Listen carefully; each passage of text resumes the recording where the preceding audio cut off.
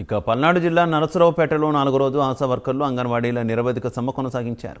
ప్రభుత్వం తక్షణమే తమ సమస్యలను పరిష్కరించాలని డిమాండ్ చేశారు. సీఎం జగన్ అంగన్వాడీలు ఆశా వర్కర్లకు ఇచ్చిన హామీలను నెరవేర్చలేదని మండిపడ్డారు.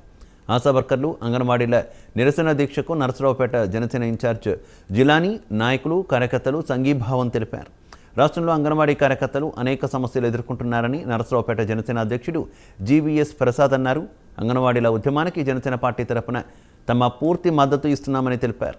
అంగన్వాడీల ఉద్యమాన్ని నీరుగార్చేందుకు ప్రభుత్వం అనేక రకాలుగా ప్రయత్నాలు చేస్తోందని ఆరోపించారు.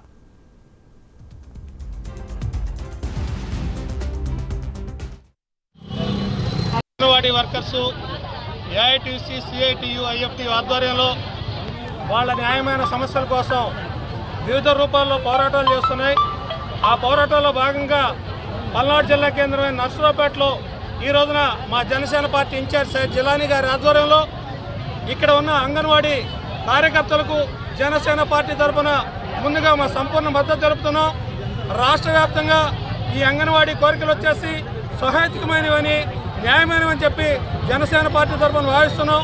ఈ అంగన్వాడీ ఉద్యమం నిర్వీర్యం చేయడానికి, నీరుగార్చడానికి ఈ ప్రభుత్వం నిరంకుశత్వంగా అంగన్వాడీ కేంద్ర తాళాలు పగలగొట్టడం, ఈ ఉద్యమాన్ని నీరుగార్చాలని చూస్తాం అనేది అవివేకమని చెప్పి జనసేన పార్టీ తరఫున తెలియజేస్తున్నాం.